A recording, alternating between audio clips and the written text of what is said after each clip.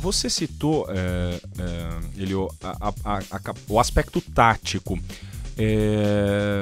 Os clubes europeus, de modo geral, especificamente os clubes pelos quais você passou, eles compreendem bem, as comissões técnicas, de modo geral, o ensino, o aperfeiçoamento da técnica dentro do contexto de jogo, ou como o pessoal costuma teorizar, ensinar técnica por meio da ação tática. A gente aqui no Brasil, de modo geral, ainda tem muito fortemente arraigado no nosso inconsciente coletivo dos profissionais de futebol o método tecnicista. Como é que você enxerga essa questão, por gentileza? O que eu percebi em relação lá fora e aqui do Brasil é o seguinte, você veja bem, vamos primeiro analisar quem é esse atleta que vai fazer parte desse trabalho. Se você for analisar nesse primeiro momento, você vê que um jogador europeu ele é totalmente diferente de um jogador que nasce aqui no Brasil. E em todos os sentidos. Vamos colocar a questão educacional desse atleta em formação na Alemanha com esse atleta que está em formação aqui no Brasil. Esse aspecto já vai ser um fator que vai diferenciá-lo em muito. Ou seja, o atleta que está lá na Alemanha, as escolinhas, as crianças que iam lá, eu acompanhei muito isso daí, o nível deles de interpretação daquilo que é passado, ele vai cumprir a risca. Aqui no Brasil nós não vamos estar cumprindo a risca aquilo lá. O menino sai lá do treinamento, ele pega o seu Ford, o seu Cayenne, ele pega o seu carrão, seu papai tá lá, o chofer tá lá, leva para casa. Aqui o menino sai, ele não tem o que comer, não tem nada, vai pegar o ônibus, a mãe que leva para treinar. Então, vamos partir desse princípio básico.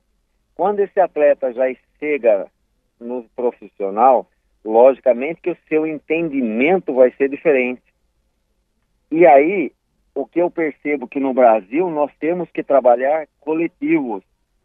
Nós temos que trabalhar muito mais tática e técnica do que lá fora.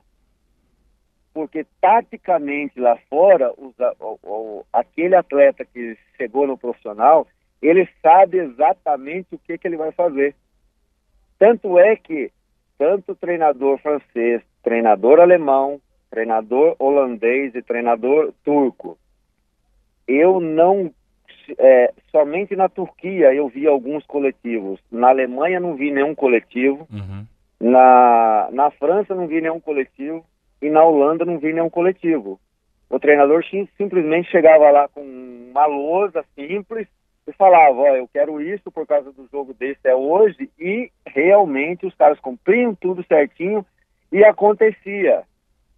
Aqui o atleta tem que passar para fazer o coletivo, parar o coletivo, explicar isso, fazer aquilo, cruzamento e não sei o quê, papapá.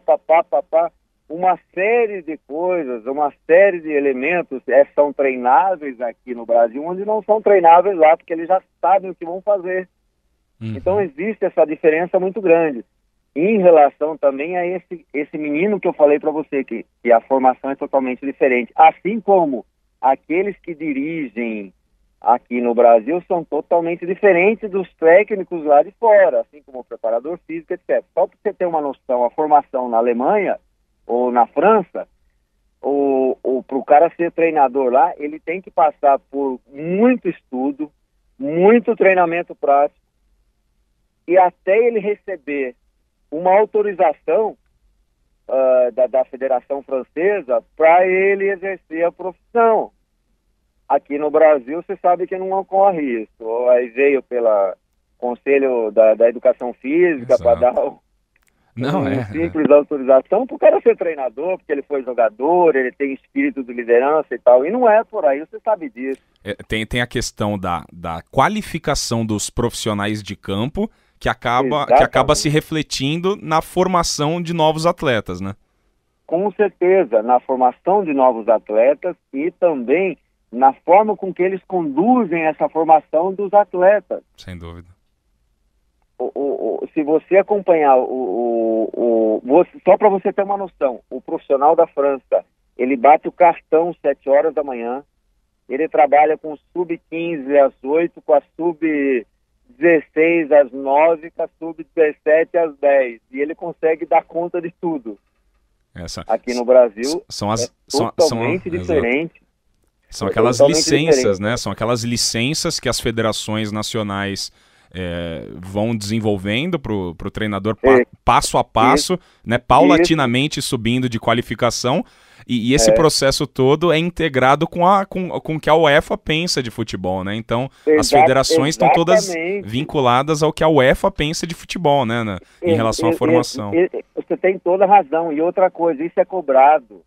Então, se veja bem, o menino, o profissional que trabalha no Lyon, então eu lembro disso daí. O profissional, quando ele ia fazer reciclagem lá em Paris, ele pagava, se eu não me engano, era 8 mil euros cada vez que ele ia lá em Paris. Quem pagava era o clube.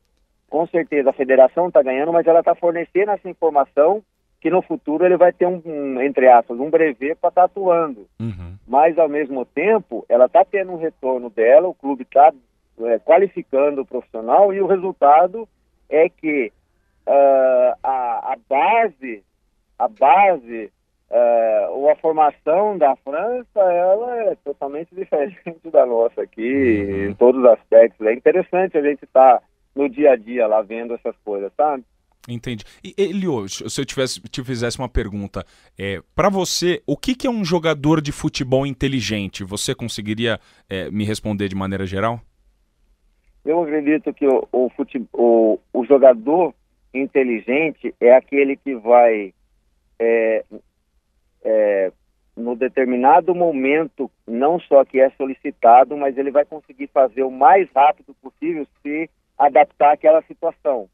Vou dar um exemplo, numa situação adversa ou numa situação contrária, que ele está vencendo. Então, quando ele conseguir se adaptar o mais rápido possível naquele momento do jogo, naquele momento que ele vai estar exercendo o máximo que é a competitividade, ele é um jogador inteligente.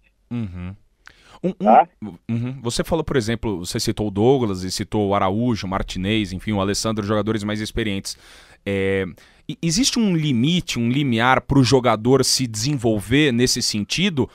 O Douglas, ele tem mais possibilidades do que o Martinez e o Araújo? Ou esses jogadores experientes, eles ainda têm um gargalo que pode ser preenchido, eles ainda têm um degrau que pode ser subido e alcançar ainda um pleno desenvolvimento?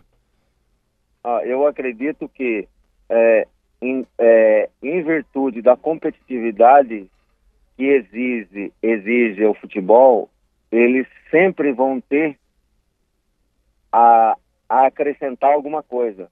Logicamente que o Douglinha tem muitos anos pela frente, assim como o Araújo tem menos, se a gente considerar a questão da idade, mas ele sempre tem que estar mostrando, ele sempre tem que estar apresentando o seu melhor, e para que ele faça isso, ele tem que utilizar do seu momento intelectual de se preparar para isso, porque senão ele não vai conseguir apresentar as condições essenciais para que ele desempenhe naquele momento o seu posicionamento. Uhum. Então, ao mesmo tempo, ele sempre vai ter que estar acrescentando. Vou dar um exemplo para você. Pois não. Acabou o trabalho, ou antes do trabalho, esse atleta ele vai estar fazendo um complemento, seja preventivo, seja físico, etc. Então, hoje mesmo, nós fizemos um trabalho na academia e nós fizemos alguns trabalhos diferenciados com alguns atletas, como Araújo, como Martinez, e outros atletas também que a gente acha que tem que fazer trabalho diferenciado, vai fazer. Só que um trabalho diferenciado para o Martinez nem sempre é o mesmo trabalho para o Douglas, que nem sempre é do Alessandro e do Araújo.